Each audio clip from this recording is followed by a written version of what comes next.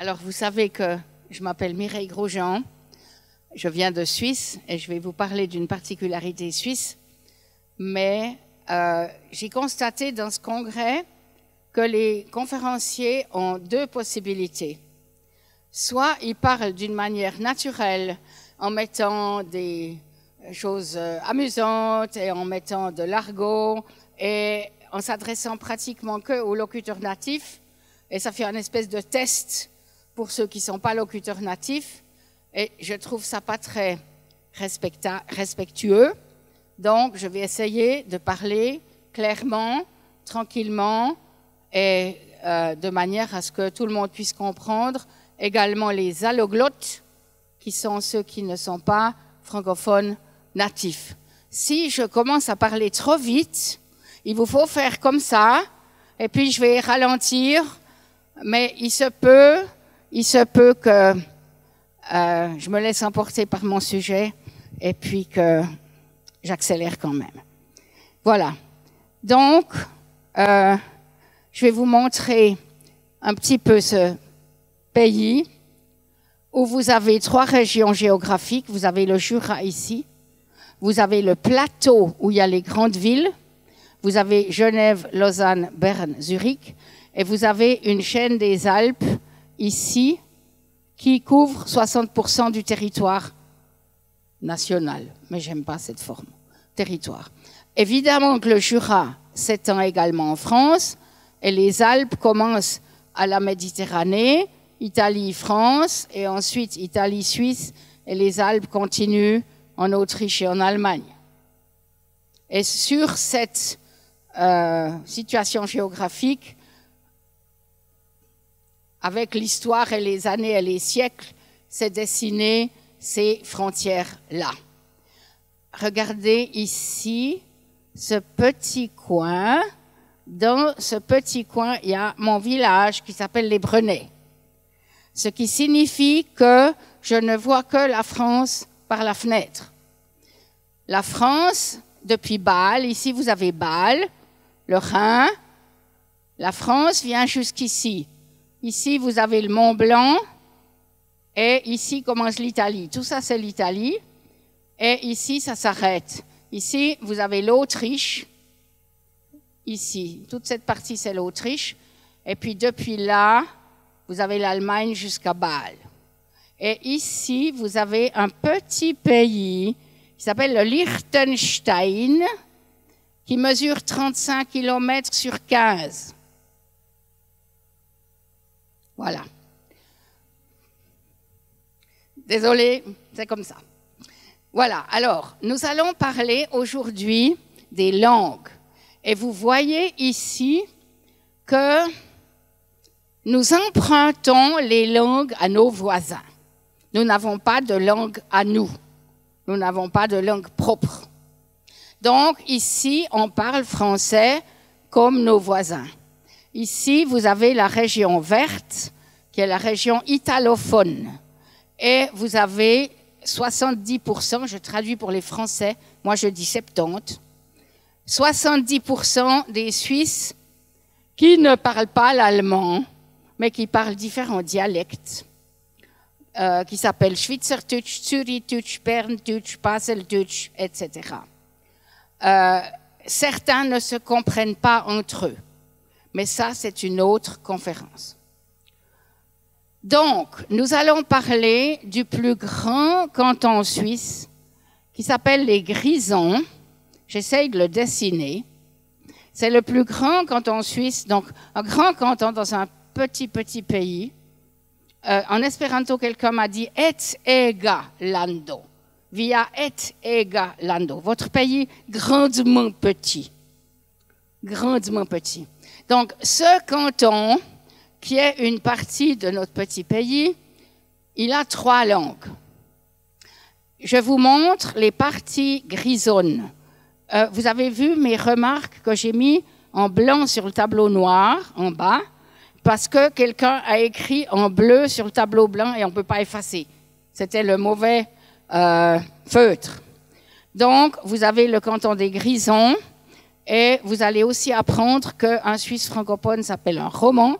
Je suis une romande, un exemplaire parmi d'autres, et vous avez les germanophones qui ne parlent pas l'allemand, mais qui parlent des dialectes germaniques, on les appelle des alémaniques, et les italophones sont des tessinois, mais regardez, j'ai mis environ, parce que on parle l'italien non seulement au Tessin, mais dans cette vallée grisonne qui s'appelle la Mesolcina, ici le Val Bregaglia et le Val Poschiavo.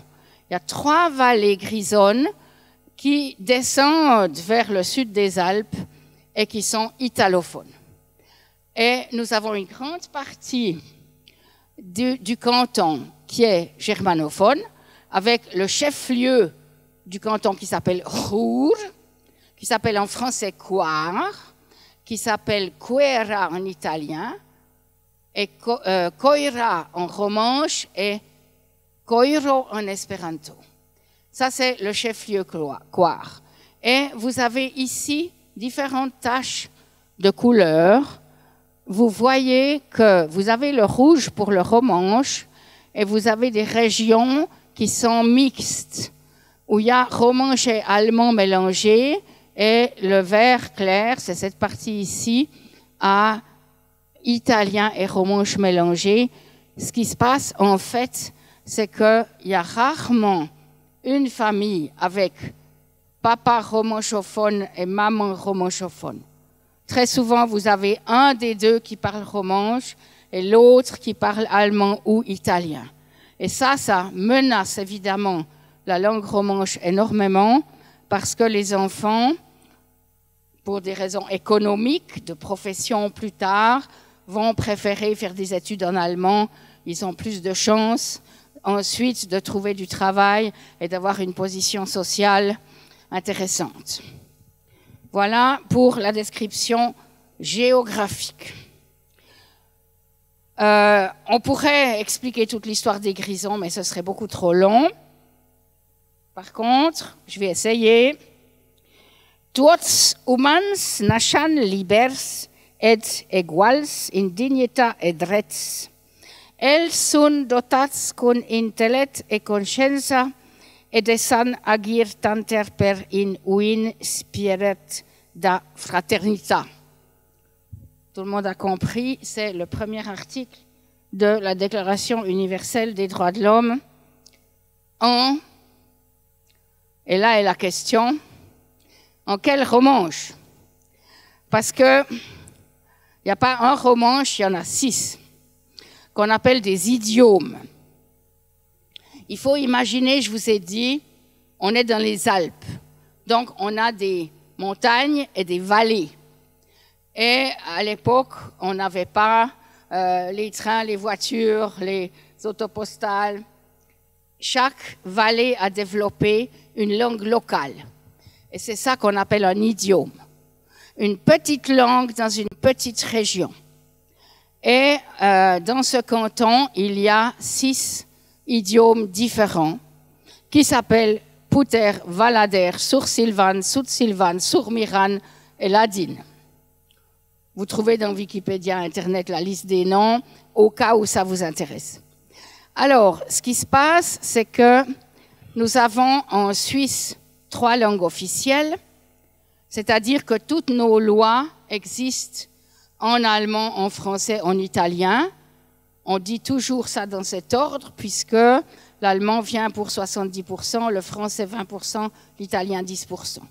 Ça, c'est en gros, c'est un schéma. Parce que si on considère les langues parlées effectivement, on a d'autres chiffres. On peut compter les citoyens suisses et leur langue ou les habitants de la Suisse. Et on obtient des chiffres très différents parce que nous avons 25% d'habitants non suisses. Par exemple, la portion d'italophones varie de 5 à 10%, si on considère les Suisses ou les habitants de Suisse, puisqu'on a des italophones dans toute la Suisse qui sont venus et qui sont restés, qui sont toujours italiens, mais qui sont italophones et qu'on compte comme italophones, mais pas comme citoyens suisses italophones. C'est un autre sujet. Donc, nous avons dans ce canton des Grisons 6 idiomes et dans chaque village, il existe dans les écoles des manuels scolaires dans ces idiomes. Et ces idiomes sont précieux, comme toutes les langues sont précieuses. Je dois encore vous dire que les romanchophones, on estime qu'il y en a 60 000, dont 30 000 en Suisse. Mais j'ai trouvé différents chiffres et je ne suis pas très sûre. Ça dépend les années, ça dépend les sources. À discuter. Et puis ça évolue évidemment. Donc, l'idée de base, c'est que on n'arrive pas à sauver 6 idiomes, mais on va peut-être réussir à sauver une langue. L'idée est venue de créer une langue qui soit faite sur la base de ces 6 idiomes. C'est peut-être plus facile, c'est l'idée de la Confédération suisse et du canton des Grisons, d'essayer de créer un romanche unifié qu'on pourra peut-être plus facilement sauver que 6 idiomes répartis dans des vallées des Alpes. Donc, on a déjà un premier pas, c'est qu'en 1938, le romanche est devenu langue nationale. Et si on vous demande, la Suisse a combien de langues officielles? La meilleure réponse, c'est 3,5. Parce que le romanche n'est pas 100% langue officielle maintenant. Parce qu'une langue officielle, ça veut dire toutes les lois sont traduites dans cette langue et ça veut dire un citoyen peut poser une question au pouvoir central à Berne dans sa langue et il va recevoir une réponse dans sa langue. Ça, c'est garanti aux romanches. Les romanches peuvent... Il y a un romanche à Berne qui vit là avec sa famille et qui doit s'occuper tous les 3 semaines et demie, je ne sais pas, il s'occupe de répondre à un romanche qui a l'idée de poser une question à Berne. Je ne sais pas si vous posez des questions à votre capitale tous les 3 jours, moi pas, mais ça doit être possible. Mais toutes nos lois ne sont pas traduites en romanche. Et ça, vous le voyez très bien si vous entrez dans un site internet. Vous le voyez aussi avec l'anglais. Vous avez des premières pages où vous avez français, allemand, italien, romanche, anglais. Puis dès que vous entrez dans des pages, il y a plus que... Souvent, il n'y a plus que allemand, français, italien. Puis finalement, il n'y a plus que allemand, français. Puis si on va encore plus bas, il n'y a plus que allemand. Voilà, ça c'est un problème. Donc, nous avons ce problème que la Suisse a 3 langues et demie officielles, puisque les textes importants comme la Constitution existent en romanche, je suppose dans les 6 idiomes, mais je n'ai pas vérifié, mais on va voir justement quelle est la solution maintenant. Par contre, ce n'est pas l'ensemble des lois et de la jurisprudence qui est traduit. Donc, le romanche n'est pas au même niveau que les 3 autres langues. Je pourrais vous expliquer comment le Parlement fonctionne à Berne, mais ça aussi, c'est hors de notre sujet. Donc, on a vu un peu les chiffres et il s'est passé qu'il y a eu une prise de conscience déjà au début du XXe siècle et fondation d'une institution qui s'appelle la Ligue romanche, la Lia Romancia, qui est située à Coire et qui suit toute la problématique autour du romanche et qui propage et qui soutient l'édition de livres, etc. La Ligue romanche, la Lia Romancia, vous trouvez ça, elle a un site internet en différentes langues, il n'y a pas de problème. Et il y a eu une décision en 1982 de créer un romanche unifié qui est sorti en 1985, après 3 ans de travail, par un groupe de linguistes sous la direction du professeur Schmitt, qui a accouché d'un romanche unifié. Alors, je ne sais pas comment ça s'est passé, la conception, je n'étais pas avec eux, mais ils se sont basés sur 3 idiomes. Donc, c'est déjà mal parti, parce que les locuteurs des 3 autres idiomes sont fâchés. Voilà, ça c'est la grande problématique. On en est là. Donc ce Romanj Grișun, c'est comme ça qu'ils l'ont baptisé à sa naissance, ou avant sa naissance, je ne sais pas. Romanj Grișun, donc vous trouvez le mot Romanj qui veut dire romanche, et Grișun, c'est le nom du canton des Grisons en romanche. Grișun veut dire veut dire grison. Donc Romanj Grișun, c'est le nom de cette langue qui s'est imposée, par exemple, sur nos billets de banque. Les francs suisses, c'est écrit dans les 4 langues, et évidemment, à côté de l'allemand, français, italien, il y a toutes ces choses officielles, c'est toujours maintenant le Romanj Grișun depuis 1985. Voilà. Il existe. Et maintenant, j'entre dans 16 points, comparaison avec l'espéranto. 16 points, c'est un peu par hasard, mais c'est aussi joli parce qu'en espéranto, il y a 16 règles de grammaire. Donc le chiffre 16, il nous est un peu familier. Alors, l'espéranto a été créé, lancé en 1887, et le Romanj Grișun est parti 1985. Donc ça fait à peu près 100 ans de différence. Utilisation. L'espéranto est une langue écrite et parlée. Le Romanj Grișun est seulement écrit. Chacun dans la famille continue à parler un des 6 idiots. Il existe écrit. Évidemment, on l'entend à la radio et à la télévision. Mais ça, c'est un texte qui est lu. Il n'y a personne qui va dire en Romanj Grișun « Salut, comment ça va? Comment tu as dormi ?» Non, ça c'est... Et c'est une diglossie qui fait penser à celle de l'Afrique. Mais on laisse l'Afrique de côté. Hein. Voilà. Donc, personne ne parle cette langue. Elle existe sur le papier. Ensuite, le processus de création.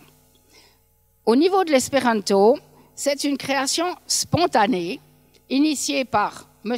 Zamenhof, qui, on dit des sous B en espéranto, donc du bas vers le haut. On dit bottom-up en anglais. Hein? C'est un individu qui a eu l'idée. Et vous avez déjà compris, le Romanj Grișun, c'est d'en haut qu'on a voulu créer cette langue. Donc, c'est une approche qui est totalement différente. Ensuite, où est-elle utilisée, cette langue? En espéranto, on dit plus de 130 pays actuellement. Et le Romanj Grișun, dans une partie d'un canton d'un très, très petit pays. Voilà. Ensuite, le nombre des utilisateurs. Avec l'espéranto, c'est difficile de taxer ça, et avec le romanche également. Parce que vous pouvez très bien compter le nombre de gens qui ont un passeport suisse. Parce qu'on l'a ou on l'a pas. Maintenant, j'ai donné un petit bout de conférence en anglais, je ne sais pas si on me compte comme anglophone.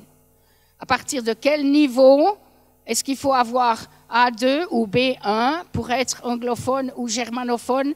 C'est difficile de savoir combien il y a de locuteurs d'une langue parce que ça dépend du niveau.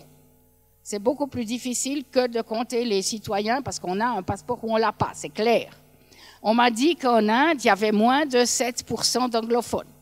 J'ai lu ça et on me l'a affirmé, un linguiste indien. Donc, c'est des chiffres, on lit des fois en Inde 40%, on lit 7%, on m'a dit moins de 7%. Ça dépend quel niveau d'anglais on vise. C'est flou avec une langue. Mais on est dans des estimations. On parle de 2 à 3 millions pour les espérantophones et ils sont tous bilingues ou polyglottes. Il n'y a pas un enfant qui parle que l'espéranto. S'il est locuteur natif, ça existe, il parle l'espéranto plus la langue de la maman plus la langue du papa. Donc, ils sont polyglottes. En Romanj Grișun, on a 30 000 personnes en Suisse et ils ont tous des connaissances de l'allemand ou de l'italien dans la famille, comme je vous ai expliqué auparavant. Le point suivant, c'est l'intervention étatique, le soutien d'un État. Vous savez, au niveau de l'espéranto, il n'y a aucun soutien étatique, ce qui nous donne une indépendance très admirable. On a dans l'association chinoise quelques collaborateurs de l'État, mais ce n'est pas un soutien, c'est une surveillance, c'est un contrôle. En principe, on peut considérer que l'espéranto se développe sans aucune aide étatique. Et vous l'avez vu déjà, avec le romansh krichun, c'est une langue qui est portée à bout de bras par la Confédération suisse et le canton des Grisons. Donc on est jusqu'à maintenant totalement à l'opposé, l'espéranto et le romansh krichun. Ensuite, est-ce qu'il existe des locuteurs natifs? En français, on dit très souvent native speakers. Alors, en espéranto, il en existe qui sont toujours bilingues ou polyglottes. En romansh krichun, il n'en existe pas puisque la langue n'est pas parlée. Pour être locuteur, il faudrait déjà parler une langue. Elle n'est pas parlée. Ensuite, la littérature.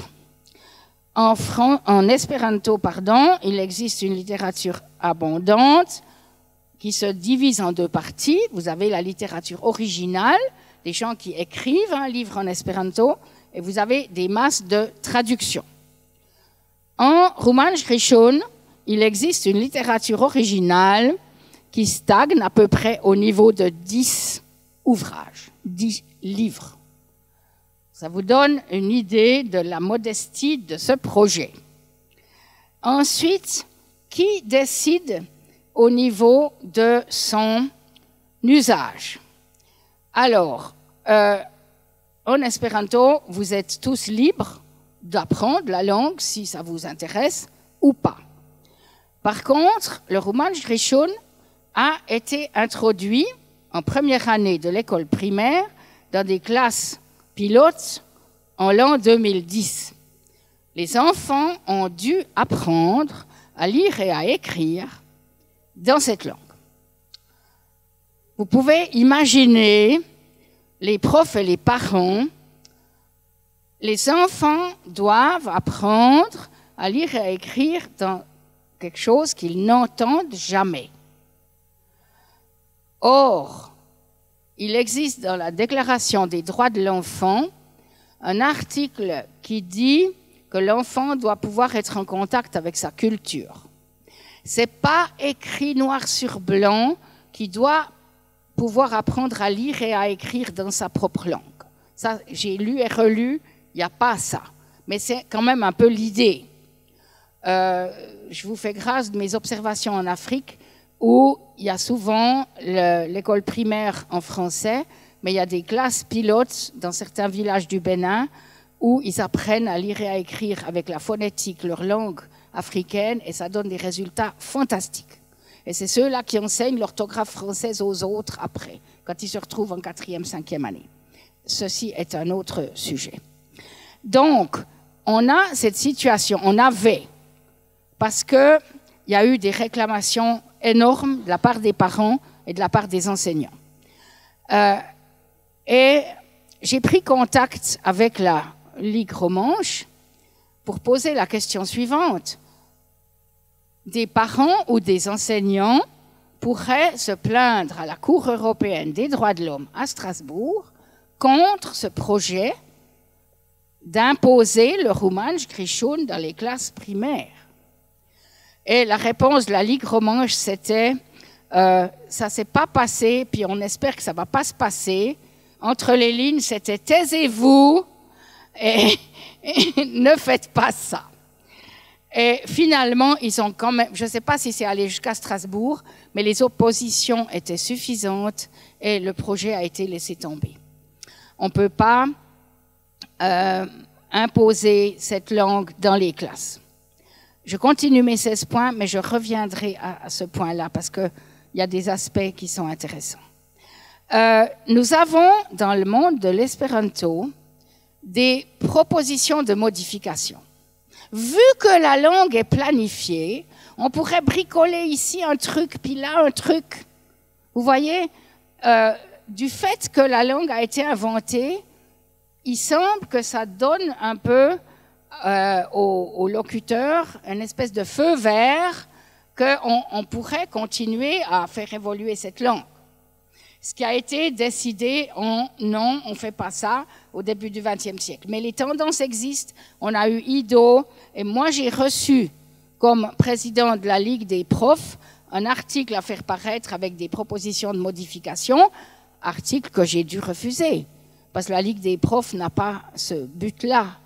Donc, on a cette tendance. Alors, j'ai interrogé des spécialistes du Romansh Kri-Shun qui m'ont dit non, on n'a jamais vu ça.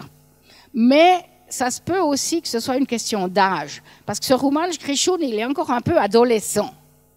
Donc, on peut imaginer que peut-être plus tard ça va venir, mais en tout cas là, il semble que les gens m'ont répondu, on a fait du bon travail, et puis la langue, elle est parfaite, et puis bon. Ok, d'accord. Ensuite, radio et télévision, ça existe en espéranto et en Romansh Kri-Shun.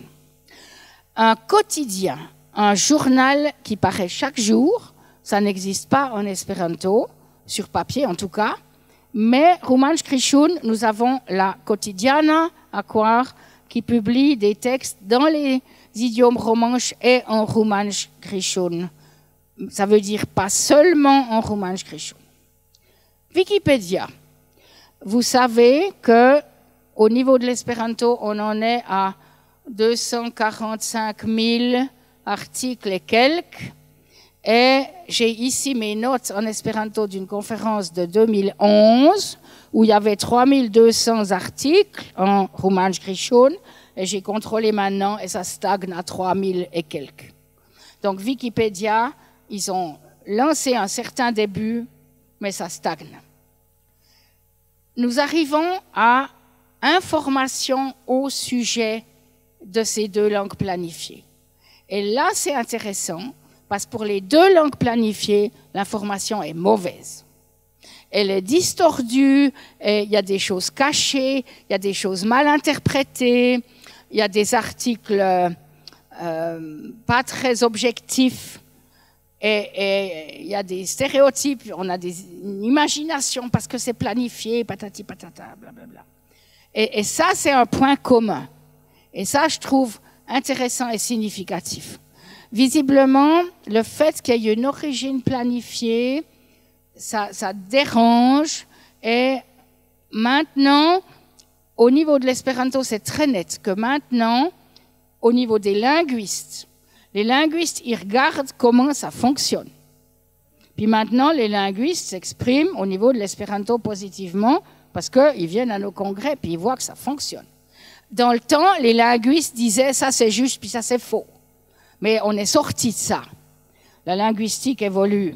Quand j'ai commencé l'espéranto, on m'a dit tu dois d'abord tuer tous les linguistes si tu veux faire rentrer l'espéranto à l'université. Non, on est maintenant dans une phase beaucoup plus scientifique et pragmatique et rationnelle. Mais au niveau des journalistes, ils aiment bien faire des sensations, toucher des sujets sensibles. Et pour les deux langues, on a une information toujours un peu biaisée, qu'on doit contrôler, qu'on doit rectifier, etc. Encore un point, c'est la création de nouveaux termes pour l'évolution technique. En espéranto, étant donné la construction avec des préfixes et suffixes, on n'a aucun problème pour créer des mots nouveaux.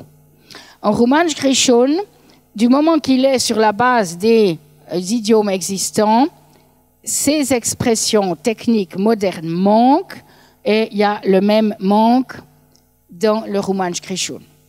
C'est peut-être un des aspects qui va lui causer des difficultés. Voilà.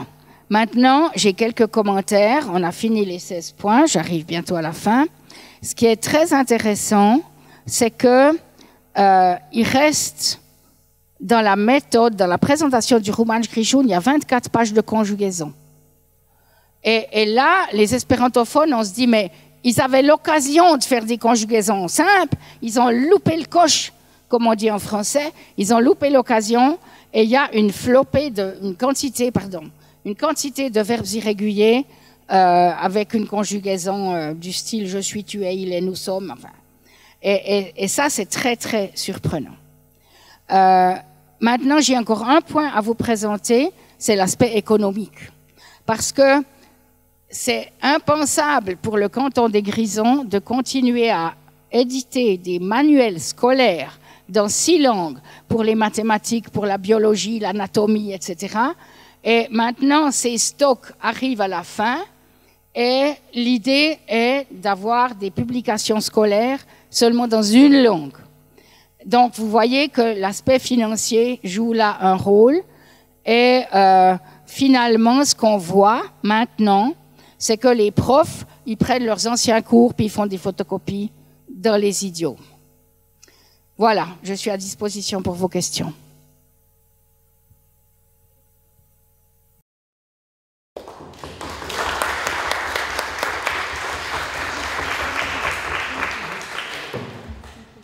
Donc, on a déjà 17 questions dans l'application.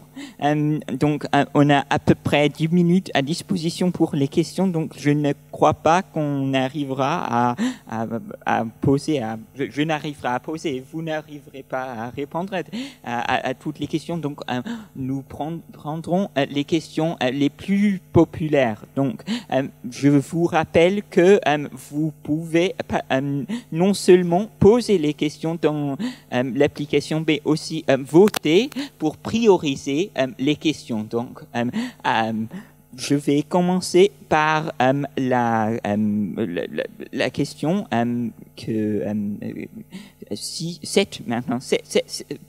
pour laquelle 7 personnes ont voté. Donc, dans le vocable rhéto-romanche, rhéto, ça signifie quoi? C'est une ancienne région qui s'appelle la Rhétie, qui se situe non seulement en Suisse, mais aussi dans l'Autriche et l'Italie voisine, la Rhétie. Les trains s'appellent les chemins de fer rhétiques. C'est une région géographique. Les Suisses, des Suisses non romanchophones apprennent-ils le rhéto-romanche? Très peu, ça existe, c'est rare. Il y a des gens très, très, très convaincus qui l'apprennent. J'en ai connu, j'en connais. Je ne sais pas, je crois qu'il y a encore une chaire de romanche à l'université à Zurich. Mais c'est très discuté parce que comme partout, on doit faire des économies. À Genève, il y en a une? Merci, Cesco. OK. Vous ne croyez pas que la standardisation du romanche, on a écrit romanche, est positive pour la sauver de la disparition? Le basque a suivi le même chemin. Alors, j'ai appris aujourd'hui que le basque suivait le même chemin. C'est très intéressant parce que c'est aussi une région montagneuse dans les Pyrénées, avec différents dialectes basques. J'ai appris ça aujourd'hui. Et effectivement, créer une langue peut permettre de la sauver, mais je ne sais pas, dans 20 ou 50 ou 100 ans, la situation qu'on aura. Ça reste une langue, et je pense le basque. Le basque a quand même un territoire et des locuteurs plus vastes, avec des locuteurs en Espagne et en France. Je pense que, bon, je connais pas bien la situation du basque, mais le romanche en Suisse, à Berne, on a de temps en temps une phrase pour faire joli, comme on a un géranium quelque part pour mettre sur la table. Non. Et l'italien, on n'entend presque plus l'italien au Parlement à Berne. On entend l'italien une fois parce qu'on doit faire le laudatio d'une personne qui est morte, un Tessinois parlementaire qui est mort. Ça vient en italien. Mais quand on entre dans les débats, c'est allemand-français. Parce que là, on arrive encore à freiner le suisse-allemand, mais dans les corridors, c'est que suisse-allemand. Le romanche grigioun est-il à peu près équitablement compréhensible à partir des 6 idiomes? Plus ou moins. Les termes sont souvent assez voisins. J'ai vu le mot, la paix, c'est pache. Puis c'est pache dans plusieurs... Non, j'avais ça ici. Voilà. Blanc, c'est alve. En sourd-sylvane, alve, puis alpe. Puis encore une fois, alve. Donc, 3, idiomes disent Alf pour blanc, un idiome dit Alp. Puis c'est Alf qui a été choisi. Donc, je pense que, en gros, c'est quand même compréhensible, mais il y a aussi des mots qui sont dans un des idiomes romanches près de l'italien, puis dans un autre près de l'allemand. Donc, on peut avoir tout à coup des mots qui sont très différents. Ça, j'ai pu observer dans différentes choses suisses où on a les différents romanches. Il y a des fois des grandes différences. Quelle est la situation de la diversité dialectale dans les régions francophones et italophones de la Suisse? Alors, je vous ai parlé des dialectes alémaniques qui sont parlés. Un alémanique, il n'aime pas et il a de la peine à s'exprimer en allemand. Il appelle ça Schriftdeutsch, ça veut dire l'allemand écrit. Et nous, les Romans, on dit Hochdeutsch, ça veut dire le haut allemand, le bon allemand.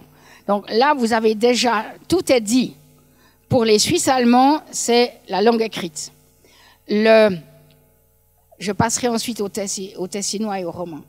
Le bon allemand, pour les alémaniques, ça leur va à la tête. Et le suisse allemand, ça leur va au cœur. Il y a un fantaisiste à la télé qui a chanté en suisse allemand Le déserteur de Boris Vian. Et il a déclaré, je l'ai vu et entendu, il a perdu son emploi. Mais il a dit, si j'avais chanté en bon allemand, ça aurait passé sans problème. Mais il a dit aux gens, Sie könnt mich holen, ich habe keine Waffen. Und so. Il a dit, vous pouvez venir me chercher, je suis pas armé, je veux pas aller tuer les autres. Mais il a dit, comme je vous dis, les yeux... Et il a perdu son emploi, il avait tous les samedis un commentaire. Franz Hohler, si vous voulez chercher. Ça, c'est le problème des Suisses allemands, des alémaniques. En français, les romans, nous avons quelques sociétés qui s'occupent des patois. On appelle ça des patois. Il y a des vieilles personnes qui parlent encore patois, particulièrement dans des vallées du Valais, que je vais vous montrer ici. Ici, dans ces vallées-là, on a des patois qui sont parlés et on a une immense chance. C'est que ces gens arrivent à un grand âge au moment où on a eu des moyens pour les enregistrer, des bandes magnétiques, etc. On a eu un petit moment dans les années 60, 70, 80, on avait encore les vieux et on avait déjà les moyens techniques. Et on a pu enregistrer tous ces patois romans, mais inutile de prononcer un mot dans la rue, personne ne les sait. Le spécialiste, si vous voulez, c'est Andrés Cristol, qui habite à Cortaillot, je peux vous donner ses coordonnées. Spécialiste des patois et des formules romandes. Au Tessin, il y a des dialectes comme en Suisse allemande. Mais il y a une grande différence, c'est que les Tessinois sont capables de, excusez-moi, switcher du dialecte à l'italien correct sans problème. Ils n'ont pas le fait de ne pas aimer comme les Suisses allemands n'aiment pas l'allemand. Et ça va certainement changer. Parce que si les Suisses allemands gardent leur dialecte, c'est pour montrer je ne suis pas allemand et c'est à cause de la guerre, à cause du nazisme. Donc, dans 50 ans, on peut tout à fait imaginer, avec tout le commerce qu'on fait avec l'Allemagne, que cette aberration de détester l'allemand, ça va disparaître parce que les Allemands seront présents et le nazisme sera plus loin dans l'histoire. Donc, il y a aussi des dialectes, effectivement, au Tessin, mais en tessinois, vous parlez en italien sans problème, sans hemmungen ou sans retenue aucune. Dernière question. Peut-on considérer le romansch griechun comme une langue vivante? Je dirais non, puisqu'elle n'est pas parlée. Elle existe sur le papier. Quand vous avez les nouvelles à la télévision, elle est lue. Mais ce n'est pas une langue, personne ne va s'exclamer après un bon repas, comme c'était bon en romansch griechun. Non. Exactement comme en suisse allemand, on va dire. Si je couette que si, il ne va pas dire « es war sehr gut ». La réponse était très courte. Je crois qu'on a du temps pour une autre question. Donc, une langue qui n'est pas parlée, mais uniquement lue et écrite, est-elle pérenne? D'après vous, combien de temps peut-elle perdurer? Alors, on répond chez nous, je ne suis pas Madame Soleil. Ça veut dire, je ne peux pas prédire l'avenir, je ne suis pas une diseuse de bonne aventure. Je me suis déjà exprimée sur ça. La langue existe et le problème, c'est qu'elle est imposée d'en haut. C'est ça le problème. Elle est imposée d'en haut. Et je pense, si je refais la comparaison avec l'espéranto, je connais une école où l'espéranto est imposé, ben, y a des élèves qui disent « j'aime pas » parce que c'est obligatoire. Donc, du moment que c'est imposé d'en haut, c'est protégé, c'est une langue qui est née et qui reste aux soins intensifs, d'une certaine manière. Alors, on peut vivre combien de temps aux soins intensifs? Ben, ça dépend des finances du canton et de la Confédération. Mais les gens ne sont pas motivés. Il y a 2-3 personnes motivées, mais l'ensemble de la population vit très bien avec les idiomes locaux, le suisse allemand, puis voilà. Il vit aux soins intensifs aussi, n'est-ce pas?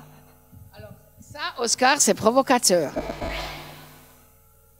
L'espéranto vit très bien, il se développe, il est utilisé. Ça n'a rien à voir avec les soins intensifs. L'espéranto, c'est une petite mauvaise herbe dans le coin du jardin de roses, n'est-ce pas? Puis il existe, c'est tout. Et puis c'est 2 couloirs aériens avec l'anglais qui se rencontrent pas. Moi, j'utilise l'anglais pour acheter un billet d'avion, puis j'ai des amis avec l'espéranto, point. C'est un outil qui fonctionne. Je dirais pas du tout que c'est aux soins intensifs. Et on peut longuement discuter si l'espéranto a percé, a réussi, etc. Mais il est là, point. Vous en faites ce que vous voulez. Avec l'espéranto, vous pouvez vous l'insulter et tout. Merci beaucoup. Maintenant, malheureusement, on doit finir.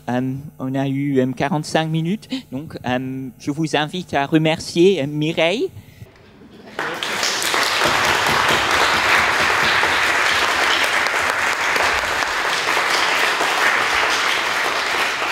Je vous remercie d'être venu, c'était sympathique. J'espère que vous n'avez pas trop dormi. Et je vous remercie de vous intéresser à notre petit pays.